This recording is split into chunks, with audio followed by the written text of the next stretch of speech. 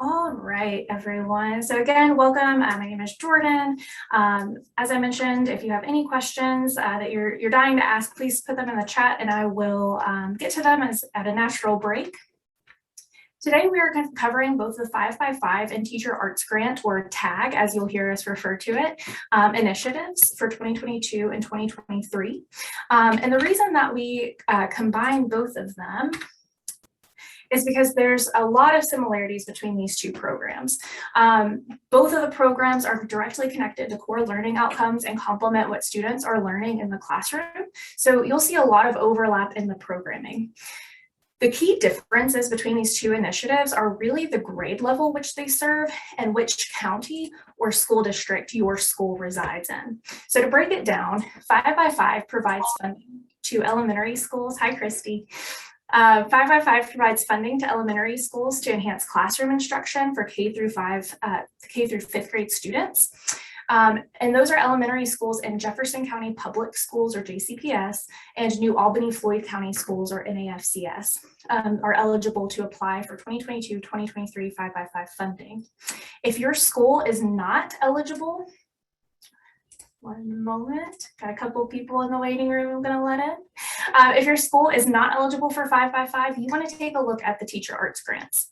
So Teacher Arts Grants, or again, TAG, as you'll hear me say or hear it referred to a lot, provides funding to K through 12 teachers and schools to enhance classroom instruction. So K through 12 schools in Bullitt and Jefferson counties in Kentucky and Clark and Floyd counties in Indiana may apply for 2022-2023 Teacher Arts Grants. If you're interested in TAG, but your school or county is not currently eligible, please contact us at grants@fundforthearts.org to explore ways that your school or county may become eligible. You'll see that email address pop up again. It's listed in the brochure, but I'll also be sure to put it in the chat today so that way you have it. That email address, grants@fundforthearts.org, comes to both of us on my community investment team, myself, Jordan Turpin, and Sarah Lindgren, again, who cannot be here with us today. So if I'm away or can't get to it, Sarah can respond. So it's really the best way to contact us. Just wanted to also note that schools, so just to clarify, especially if you're new to the program, either of these programs, schools are considered the applicant. Teachers, educators, administrators, whoever is completing the application with the school apply. Fund for the Arts pays the arts program provider directly for the awarded programming and mileage, but we pay schools directly for awarded bus funds. So the school doesn't have to worry about the arts program provider receiving payment. We work closely with those arts program providers, so they know they invoice the Fund for the Arts following completion of programming. So you don't have to think about that part at all. But what your school will need to think about is scheduling the buses if you are applying for an off-site experience, such as a field trip. So that's kind of why we pay the schools directly for the awarded bus funds. That way, when we do that up front, more on that later, but we do pay schools directly for those bus funds. So you will have that money and can schedule the buses that are needed for the experience. So again, we'll come back to that. You'll hear that a couple of times throughout this session. For those of you just joining us, welcome. Thank you for being here. We are recording the session. I know it's lunch hour, so if you want to eat your lunch or if you just prefer not to be on the screen, that's totally fine. Please, if you have any questions, feel free to put them in the chat. I'm kind of running a lot of screens right now, so I can't promise I'll get to them immediately, but there will be a couple breaks where I can check the chat and come back to those questions. Before you apply for either 5x5 or TAG, be sure to look over the 2022-2023 programs and the program brochure. This year, we have 140 art programs provided by 21 arts organizations from which you can choose from for 5x5 and or TAG funding. The brochure is available on our website, and it's also linked within the applications for your convenience. Please note that this is a large file. We did get it under 100 pages this year, which is makes me excited, but it is a pretty hefty file. So give it a minute to load. If you're opening it on your computer, feel free to download it to your computer for easier access. I keep a hard copy at my desk because I refer to it so frequently. It's up for you to use as you need. Only the programs within this brochure are eligible for 5x5 or TAG funding. Once you're in that brochure, we're going to go through a couple pages, some things that you'll see in that brochure, because I wanted to make sure we really we talk about a few of these key locations. So in the brochure, we provide a contact sheet. It's actually 2 pages. We ask that you contact arts program providers directly with any questions you have about the specific programming, the content or logistics.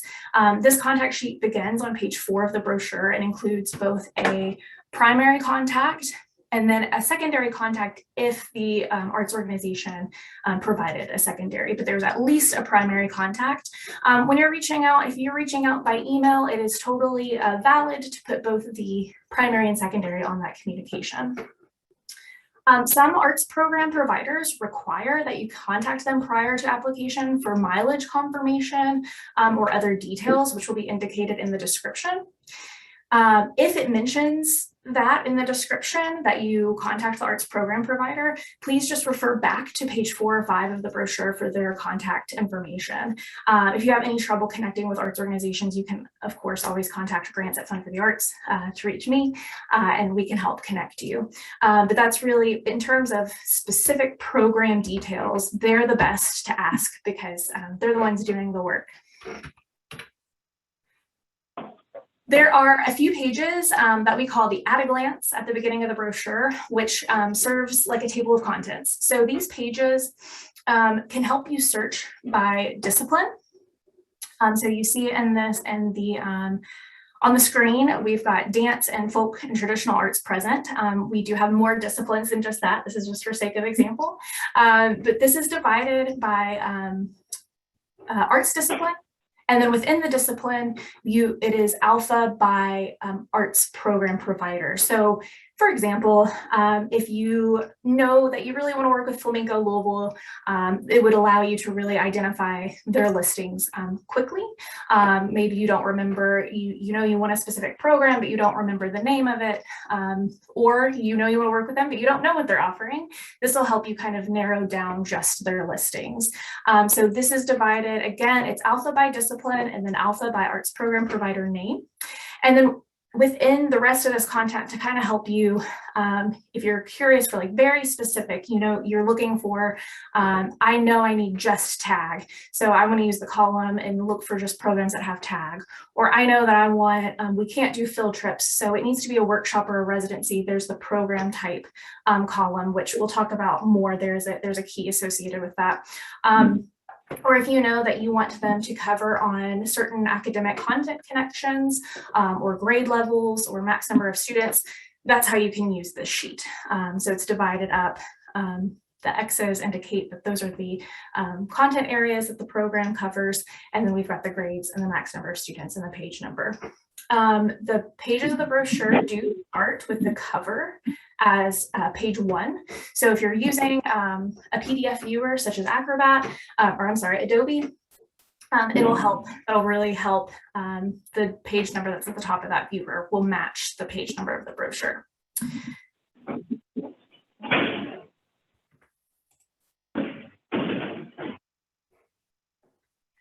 After the at-a-glance pages are the program descriptions, which contain all of the information that you need to know to make your selections and complete your application. I want to go over a few key locations within that, within the description. There's also a guide at the beginning of the brochure that labels some of these key locations as well. So up top, one of the most important things is the offering name, the program name. This is the all caps name at the top of the description and the name that you will select in the program drop-down box on the application. We will look at the application later, so don't feel like you got to totally remember that right this second. You'll see how that applies momentarily. The arts discipline is listed. So in this example, it's folk and traditional arts.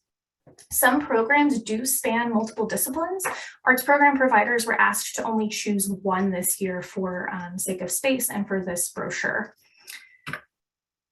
Program type. So this is very important. I just kind of touched on that when we were looking at the at-a-glance page, but this is a very important designation. So for example, I'm referring to what says residency.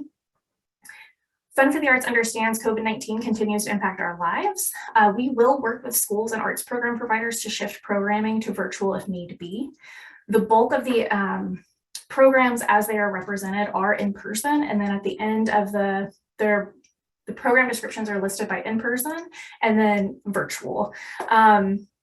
So this program key there's a program key that's at the bottom of page 3 in the brochure, and it tells you what each of these means. So field trip is what it sounds like. Students travel to the venue for the experience. Schools are responsible for providing travel. So if you need bus fees covered, you will need to apply for buses on the application. So I just want to say that again, because I feel like this has been an area that's kind of missed in the past. The cost that you see in the program description for a field trip does not include that travel. So unless you're a private school or you're a school that has like direct connections to travel and you don't have to worry about it, you probably want to be applying for buses. But the good news is you can, and that is part of the award. So make sure you do kind of pay attention to that, what your school's needs are if you need to apply for the additional buses. So that way that doesn't get left off in the application. Again, we'll look at the application in a minute to see what that all entails. Performance or exhibit means that the arts program provider comes to you. They take their performance or their exhibit and they come to your classroom for the experience. Residency and workshop. So I'm actually, residency comes first in the alphabet, so it's listed first in the key, but I'm going to talk about workshop first because they're very similar. Workshops and residency. Workshops are one session. They're one session that happen at the school. So it's just going to be a one-time experience at your school. Residencies are multi-session experiences at your school. And the intention behind those is that it's the same group of students. So for example, in what's on the screen, this is a 5-session residency. That is 5 sessions. I'm just going to do like an easy example. It's one classroom. It's 5 sessions with that same classroom for each session. It is not 5 sessions, which one session for 5 classes. There are some exceptions to this, but only if you have spoken with the arts program provider directly.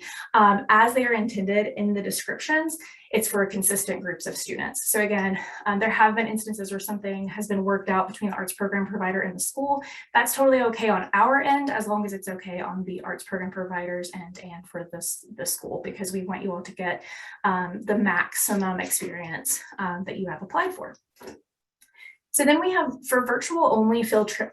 For virtual only programs, you will notice in the at-a-glance or in the program descriptions, it's the same designations: field trip, performance or exhibit, residency and workshop, but we tack a V at the beginning for virtual.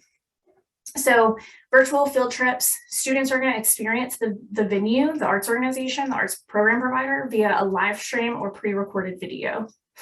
Virtual performance or exhibit, the arts program is going to be provided to the school via live stream or pre-recorded video.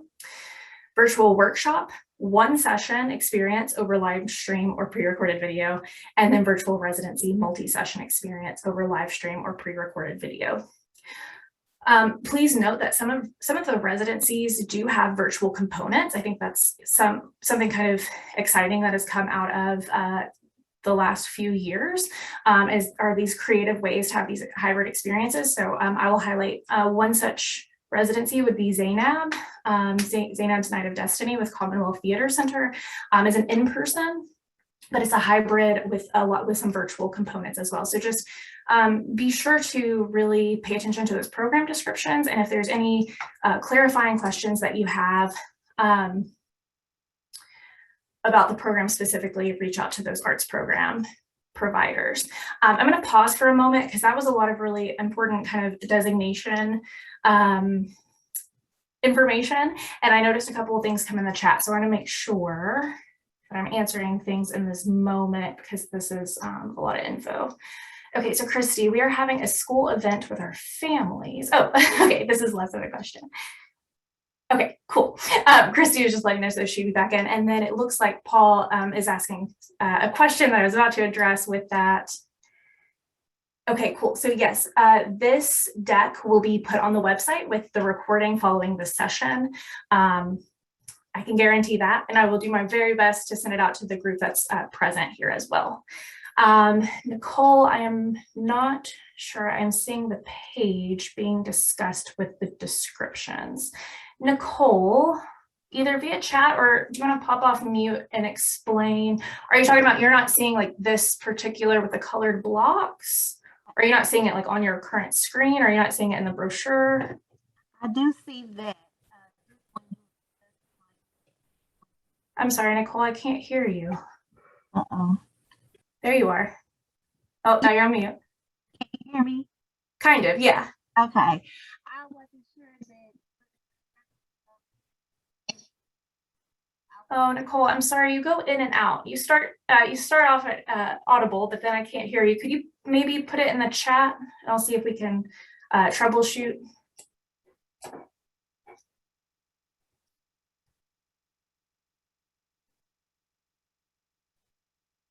I'm gonna give Nicole one moment. Like I said, this is a lot of info, so I don't want to go on prematurely.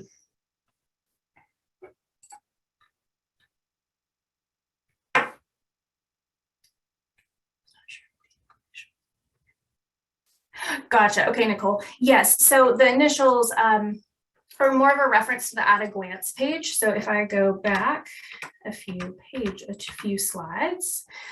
So the initials are in this where it says the column is type.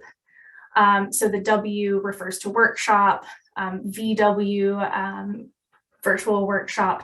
So I was kind of combining both of them in that description of the, when we're looking at it, that's one view of it. And then when you see it in the program description, the full length video, the full length name.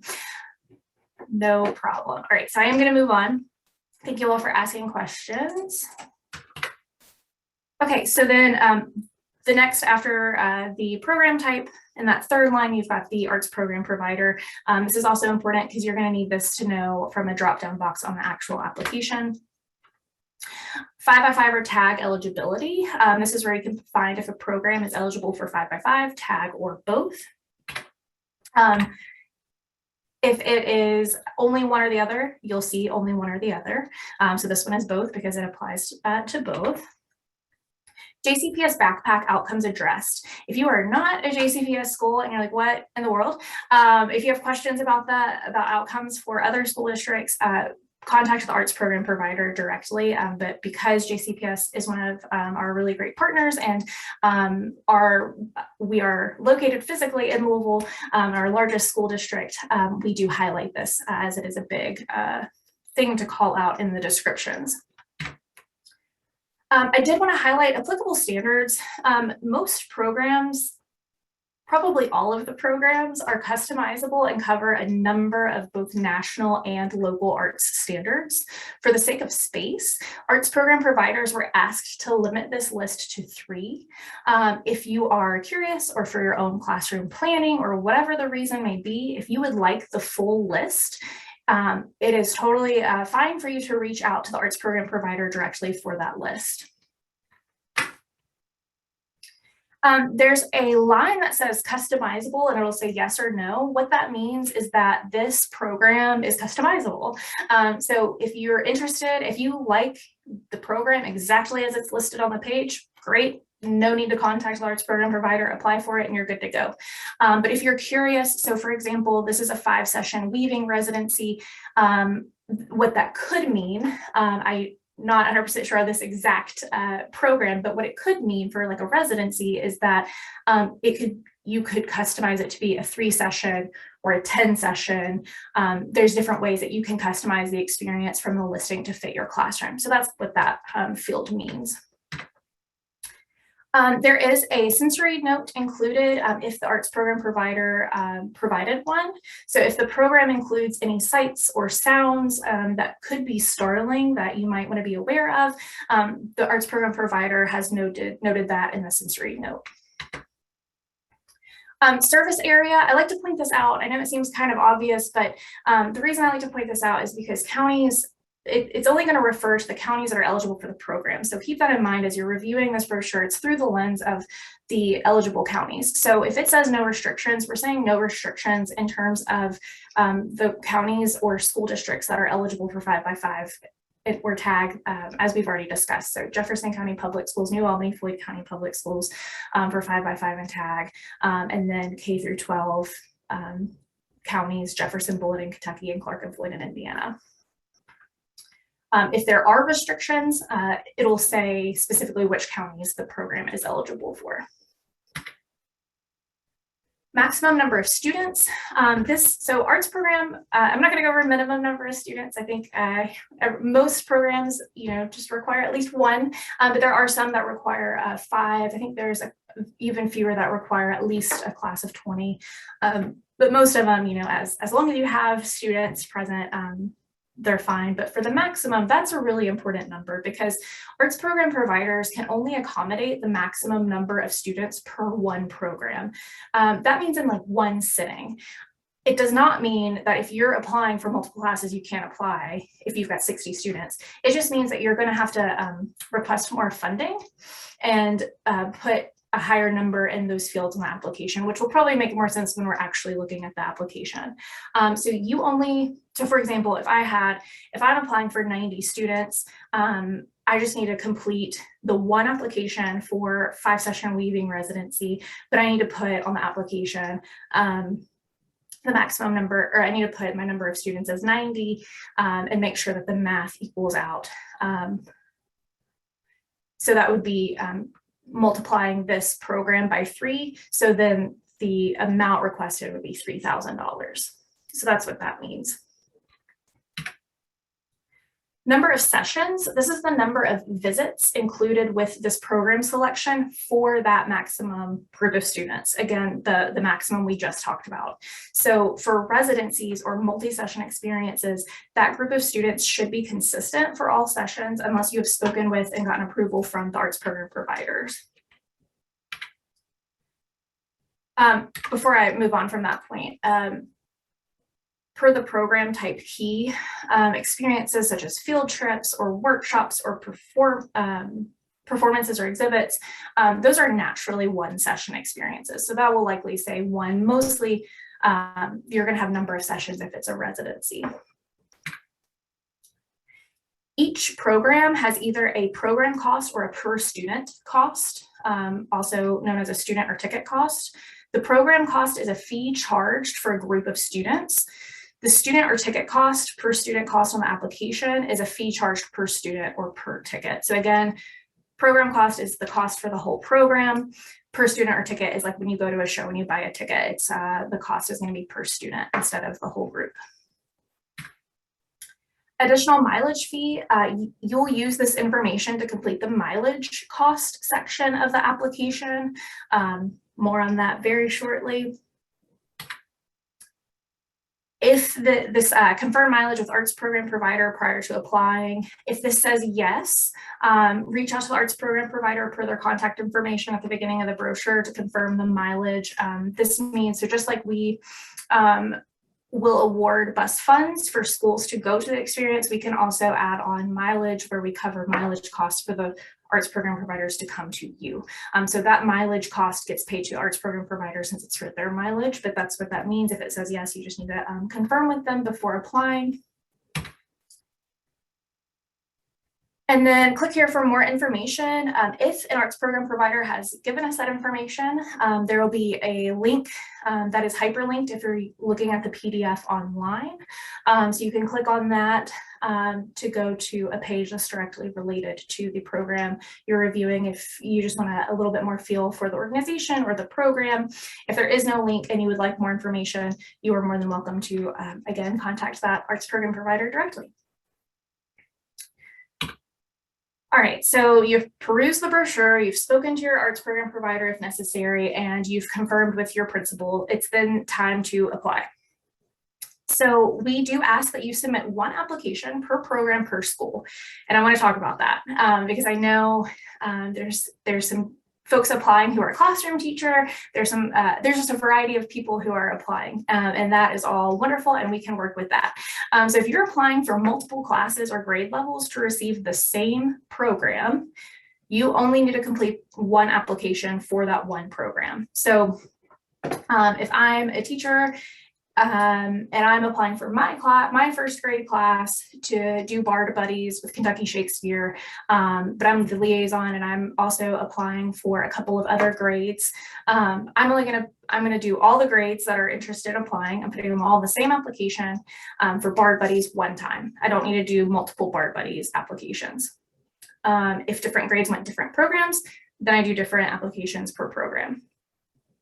If you're applying for multiple schools, I know especially this year, we've got a lot of folks who are doing applications for different schools for a variety of reasons. Same concept, you'll do this different grades who are interested in the same program can all go on one application for that school. If it's for different schools, then you do need to do different applications. Does that make sense? I know we're all on mute, but if anyone has a question about that, feel free to toss up your hand or something real quick. All right. You may apply for more than one program. If you are applying for more than one program, we recommend no more than 6 applications per school. Exceptions can be made for all level grade schools. So if your school covers K through 12 and you're trying to, apply for all of your grade levels, exceptions can be made in that instance. But other than that, we're encouraging no more than 6 applications per school. Does not mean you have to do 6. 1, 2, any of those numbers up to 6 are totally valid. As a reminder, the buses and transportation are not included in the costs listed in the program description. Make sure you apply for those funds in the bus cost section of the application if you need that funding. Applications should be submitted by your school's liaison. This person will serve as the primary contact between Fund for the Arts and the school. This person should coordinate with classroom teachers utilizing the programming and managing schedules and any grant reports, which there's only one. All applications must have principal approval before they're submitted. Likewise, if you are a principal submitting on behalf of the school, but a classroom teacher will be the primary point of contact, please ensure that they are looped in and know about the program and application to avoid surprises and scheduling conflicts down the road. I know it seems obvious, but when your application is complete, make sure you click that submit button. The way that our system is set up, it's very easy to think that you've submitted, but you really haven't unless you've actually clicked the submit button. So it's not like a Google form. It is saving your work as you go along, although best practice, it doesn't hurt to click save if you plan to work in the application for a while, but unless you physically click submit, it's not submitted. So you should receive a confirmation email from mail@grantapplication.com following the submission. However, spam and junk folders love to eat up emails from that, especially as we're dealing with school districts. Totally understandable. So when we look at the application, I'm actually going to show you kind of another way you can check on the status of your submitted applications. But if you ever have any questions, if you're not sure if it went through or not, feel free to contact us, grants@fundforthearts.org, and we can check to see if it's been submitted or not. If you are just starting your application for the very first time, I'm going to show you this on the web page, but you're going to click on the click here to start new application button. As I just mentioned, that one application per program, you're going to have to go click that click here to start a new application button for every application you want to submit. If you are coming back to work on a saved application, you're going to use that second button on the web page, which is click here to access a saved application. That is one nice thing. You do not need to complete these applications in one sitting. Question just popped up. Just to clarify, for the bus cost funding, if we request, this allows for the funding, but the school coordinates the transportation. Yes, Nicole, that is exactly right. So if the buses are requested and they're approved, there's not usually a situation where we would approve a program that requires transportation, but not the transportation. It's kind of a full package. So if it is awarded, then yes, the school will coordinate the transportation directly. We send the funds directly to the school as soon as we receive the program schedule, which we'll talk about, that tells us when the program is happening. Once we receive that, we release the funds to the school. So you might want to give your bookkeeper a heads up that would be coming if awarded. All right, so I'm going to stop share just briefly. How is everyone doing? Everyone okay? Any other questions? We're going to go into the application now. All right, I'm going to share screen again. I know we have a mix of 5x5 and tag. Because there's so much overlap, I'm going to use 5x5 for sake of example. And then what I will do once we're through the 5x5 application, I will go through the tag one very briefly, just to show the small differences. So a lot of it's going to be the same, so I won't go as into detail on the tag application as I am on the 5x5.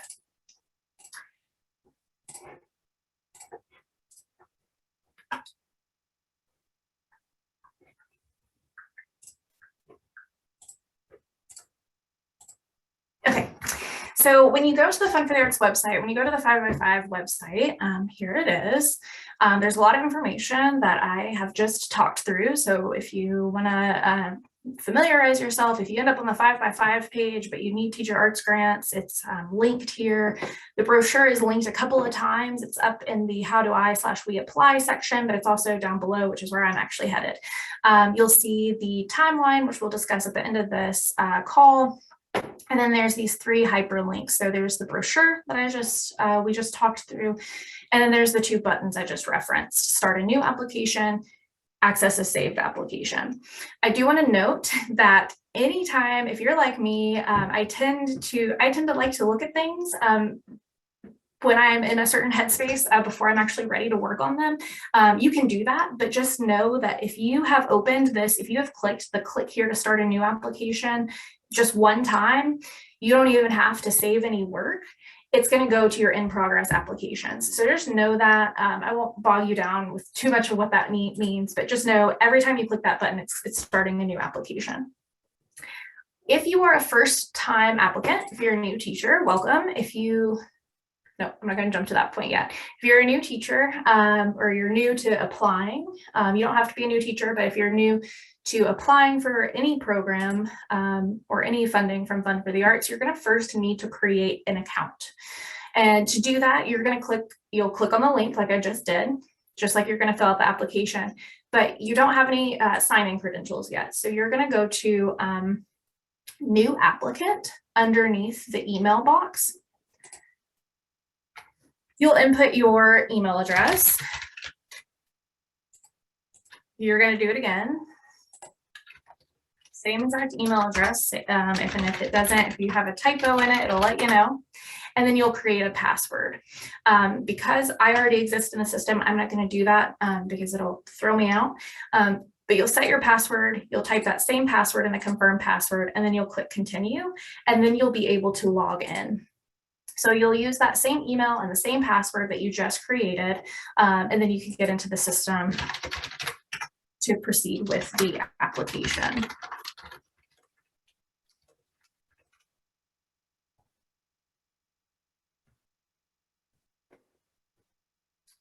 That is not the view I wanted to show you. So I did too many things. When you do that, it'll take you straight into the application. So this will be the first page that you see. So this is the 5x5 application. Again, looks just like the tag application with some very minor details changed. The first page is all instructions. It's all covered on the website. It's all what I've been talking through. So I'm going to skip over that. There are 2 ways you can go through the application. You can either click through the tabs at the top. So you can see these gray tabs: school information, program information, funding request. You can navigate that way. Or as you're working through it, if you want to click the next button on the bottom, that's another way you can navigate. So you'll see I've been in the system before. I've done tests, so it auto-populates. I want to mention this: if you are a teacher who has shifted schools, you're at a new school, or maybe you're at the same school, but you've picked up another school, all applications are tied to the person who last filled out the application, not the school. So all accounts are tied to people, not organizations. So if you now are over a different school that than what you applied for last year, you're going to see the old school's application in your system, and that's going to stay that way unless the school requests a transfer to the new liaison, which we can do.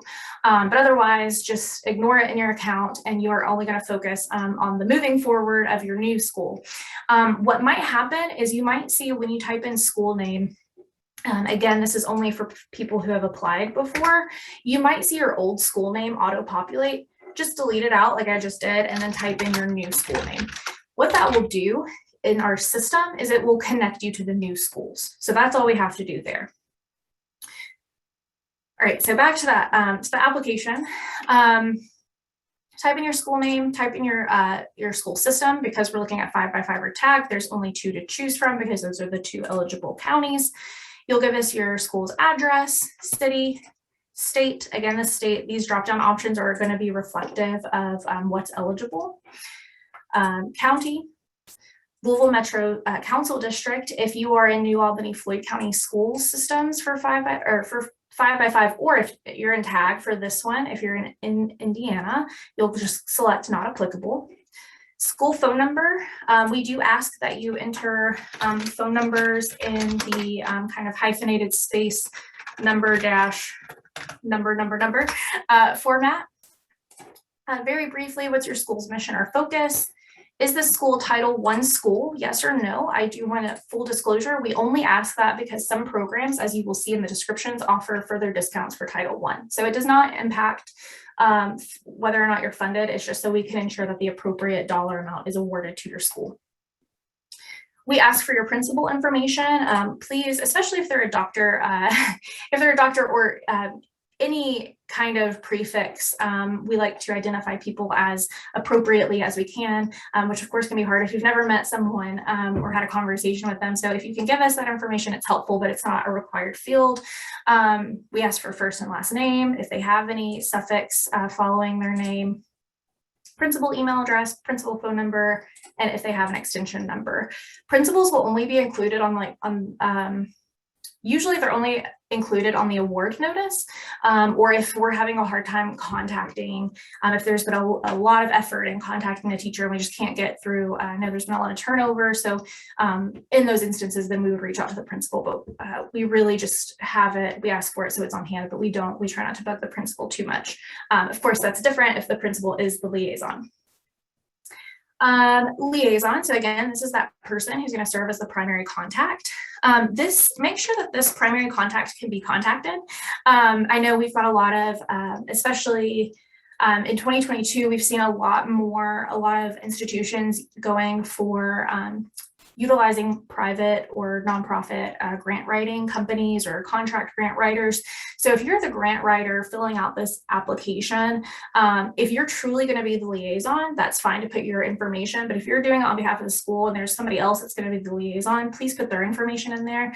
This needs to be the person who's going to be the primary contact that we can reach to let them know they got the award, to let them know next steps. So it's really important that this person can be reached. So same fields, prefix, first, last name, suffix. What is their title? Are they a grade level teacher? Are they the FRC coordinator? Are they gifted and talented? Whatever their title is within the school is what goes there. We do ask for 2 numbers for the liaison. However, only 1 is required. So we do require the office number because we understand not everyone wants to be reached by their cell phone. So the requirement is the office phone. And then if they have an extension, you can put it in the extension box. And then optional, if you also want to provide your cell phone number as kind of like a secondary contact number, feel free to put that in the box as well. And then we do ask what the best time of day you could be reached is, because we know everyone has different planning periods or lunch times. So if there's an urgent question, what is the best way? This would primarily be by phone. So if we need to call you, we're going to refer to this to make sure we're contacting you at a time that you're not trying to release bus riders.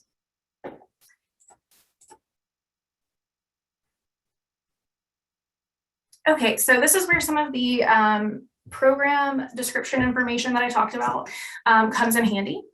So that big all caps name that's at the very top of the description, you should find a corresponding name in this drop-down list. So I want to do the Ali Summit residency. So I'm going to select that from the list.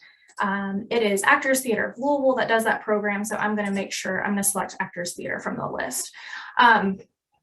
If there's a discrepancy, if you select a program that, so if I were to select Kentucky Opera for the Ali Summit, we will contact you just to clarify that you meant Ali Summit with Actors Theater. So it's okay if you make a error on that end. What grades would you like to participate? Again, you can select all that apply because again, you only need to submit an application for one program. So if I'm applying for all grades, I can do all of them. We ask, this is an optional field if these are actually not grade level classes, or maybe there is a special focus class within what you're applying. We're just asking if you can identify those. And then if there's one not listed, so if it's not an ESL class, a gifted and talented, a special education, and you've got another focus area, you can let us know what that means. And again, that is so we can provide our arts program providers with the best information, so that way they're the most prepared for your class. These are all the designations that we talked about at length earlier, so I won't go over those again. But you'll use the program description to select which type of experience this is from the drop-down list. We ask for the total number of students you're wanting to participate and what the breakdown of classes, because typically we'll use, if it's 30 students, we assume it's one class, but sometimes it's not always the case. So to ensure that we're awarding the correct amount of funds, that's why we're asking for that breakdown. And then the fun part, the funding request part.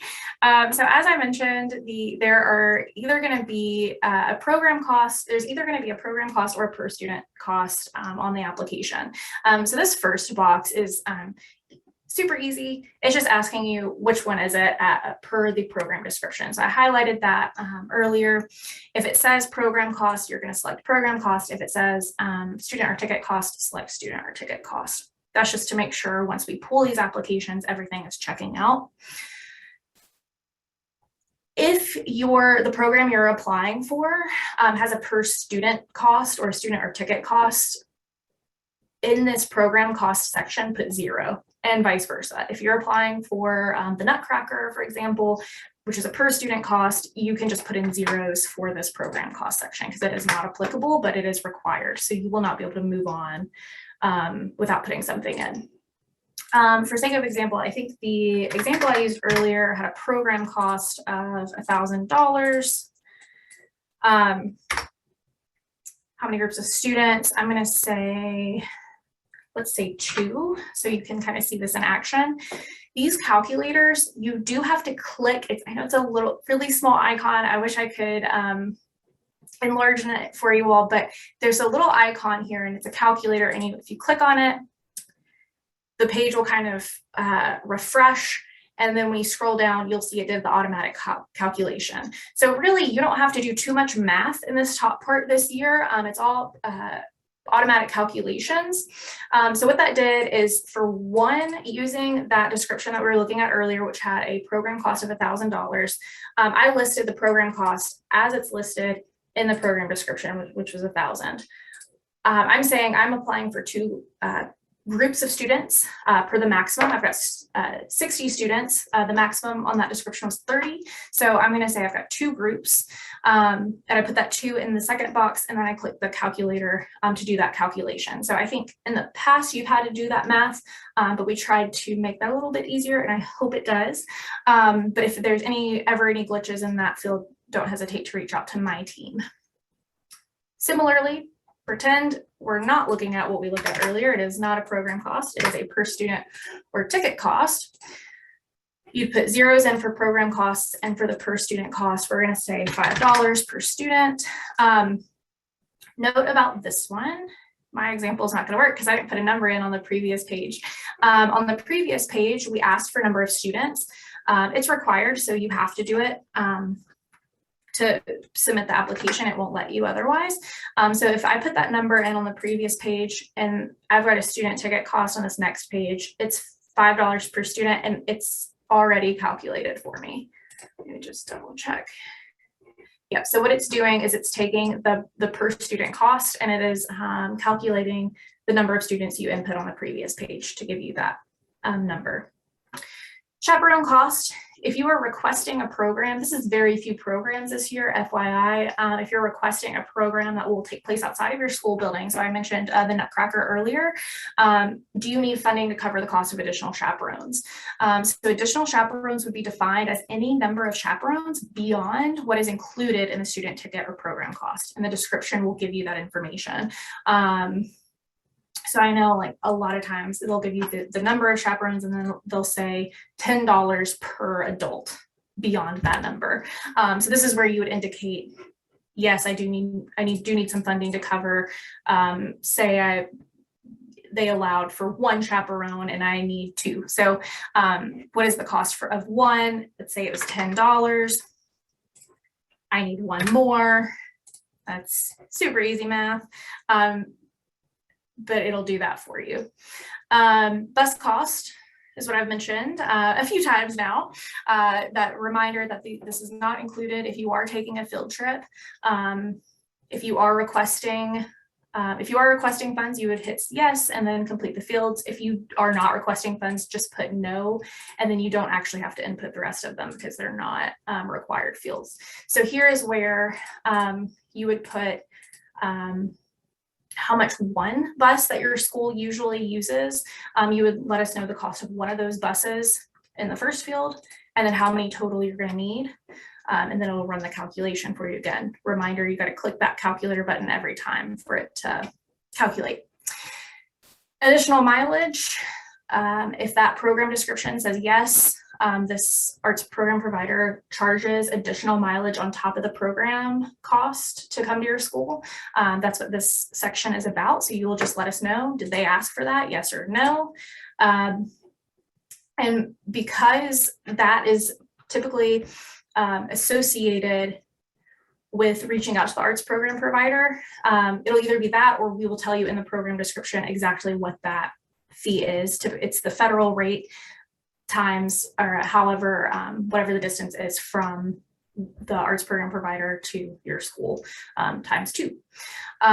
If you have questions, need help with that, usually that's a field that the arts program provider can provide more information on, but our team can also help as well if you've got questions about that. So all of those, with the exception of the mileage you will need to manually input how much funding is needed to cover that piece. If there is no additional mileage charge, just put NA because this is a required field. Aside from that, this final total amount of funding requested is unfortunately, we cannot do an automatic calculation on that. You will have to go in and manually input a total there. So what I would recommend is you scrolling back through here, you've clicked all the calculators and grab your calculator and add up what all the calculators are. So 310, I didn't fill that part out, but just go through, pretend if I didn't have any here, it would just be 310 would be the total request. But yeah, that would be my recommendation, is to look at the total costs next to the little calculators plus this mileage box if applicable. So that's going to be the total amount that you're actually requesting. And then the final page is just additional information. We ask if you are submitting more than one application, we just like to know priority. Is this this is our number 1 priority? Give us a number 1 if it's top priority. Give us a 6 if it's lowest priority. What type of year are you wanting this program to take place? This could be as specific or as broad as you know at this moment in time. So you know it's going to be fall only. If you know exactly the date, that's you can put that in there too. We do try to use that to check against what you've applied for, because there are you'll see in the descriptions, arts program providers have indicated what their availability is. A lot of times performances specifically are only available during specific times of year. So we do ask that you make sure that when you're wanting to use it matches when it's available, but that's kind of why we ask to make sure as we're awarding it aligns. We ask how many total teachers will be participating with this program. Has your principal approved this program request? This is required.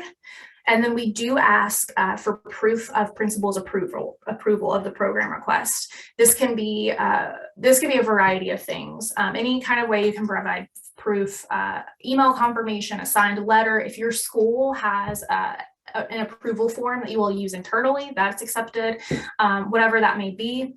I do want to show you uploading files is a two-step process. So you first have to click choose file.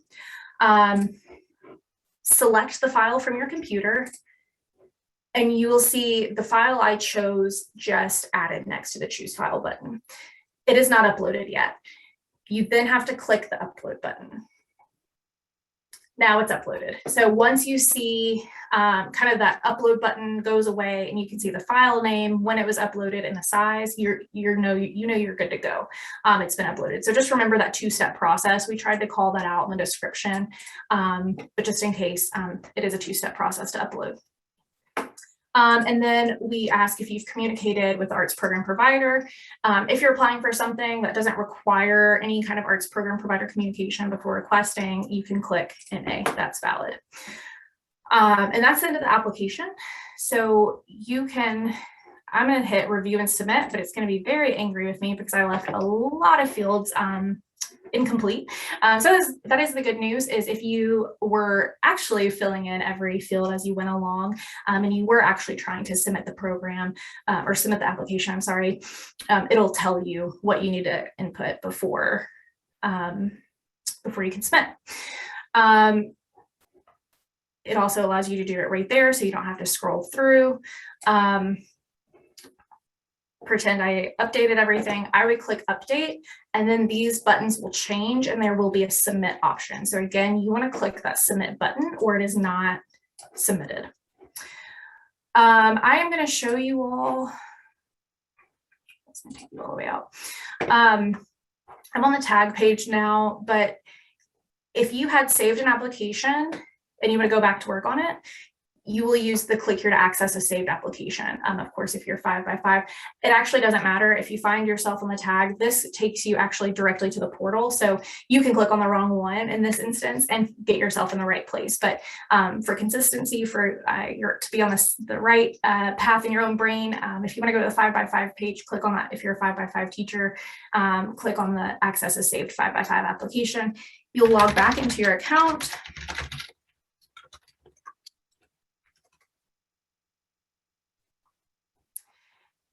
And this is a really important location, so that's why I want to take the time to show you. So the default is in progress applications. Yeah, so this should be, this very top listing was the one we were just working in. So you would click on that to continue working on your application. If you have submitted something, or you believe you've submitted something, but you want to double check, go to this drop down box where it says show, and then click submitted applications. So earlier, if you remember at the beginning of this, I mentioned you should receive a confirmation email, but because there can be some issues with that with different email providers, this is a foolproof way to be able to check that.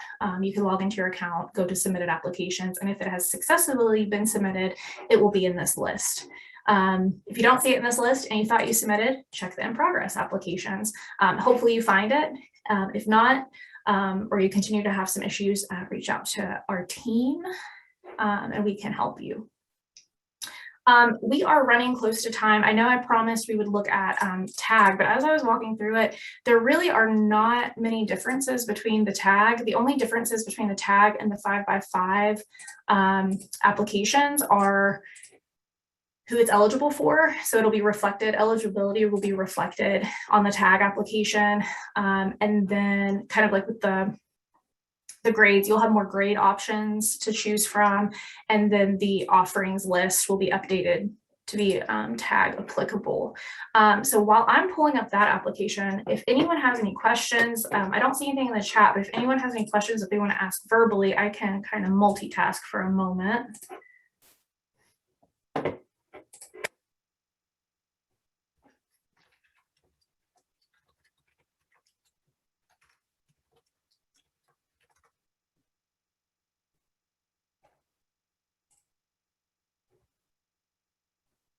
All right, no questions, but briefly to show you, school system expands on the tag application, so you can find your eligible school system. All of the information is updated to be tag related, of course. The programs are updated to be teacher arts grants, grade levels. Those are the only differences between the two. Let's see.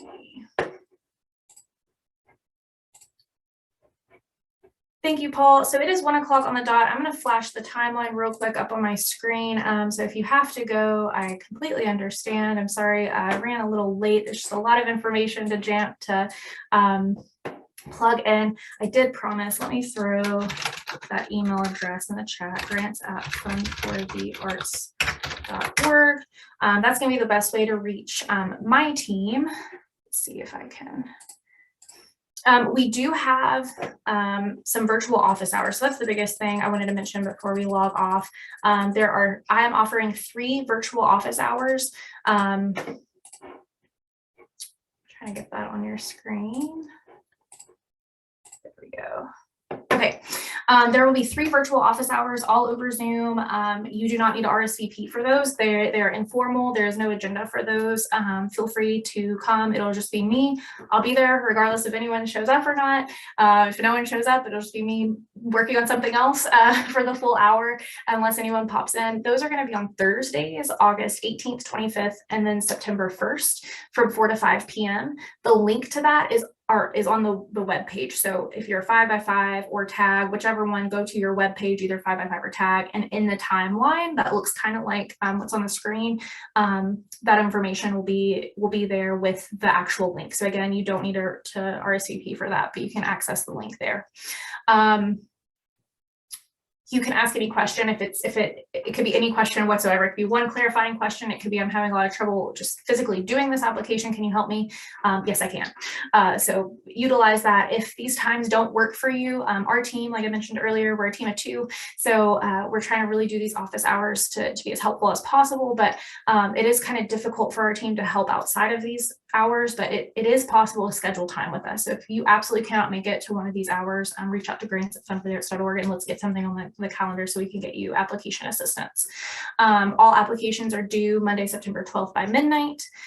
There is a review period for 2 weeks. The week of September 26th is when announcements will come via email to the teacher, to the liaison, and the principal on the application. And the program period is September 30th through May 31st. I mentioned I didn't really get to talk about program schedules and the final impact survey, which you will receive in the award email. You'll get more information on those, but these are the only 2 requirements for the application. The first one, I hate even calling it that because it's like 2 questions. It's just when is the program taking place? So this is how we can get the money to you if you were awarded bus funds. It's to ensure that there has been contact between you and the arts program provider to schedule the experience, because even if the experience isn't going to be until the spring, I mean, it could be in May of next year, those calendars, the arts program provider calendars, do fill up fast. So we encourage you to contact them immediately as soon as possible. I know it's a very busy time, but we give you a month to contact them, and we're always flexible too if there's been contact, but I know there's so many challenges. If there's been kind of some back and forth, you missing each other, we're super flexible in that. And then the final impact survey, we'll have to give more on that at the award time. That is per approval from our partner districts. So that is it. I'm so sorry for going 4 minutes early over. But please, if anyone has any other questions, feel free to ask. I've got a couple minutes, so I'm happy to answer any questions you will have. Again, this will be on the website probably next week, along with the PowerPoint slides.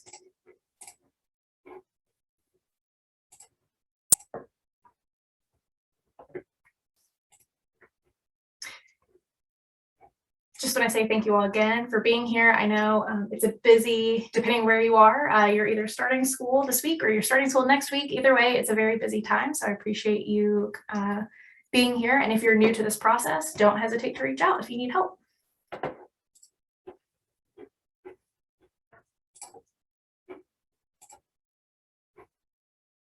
All right, thanks you all. Have a good weekend.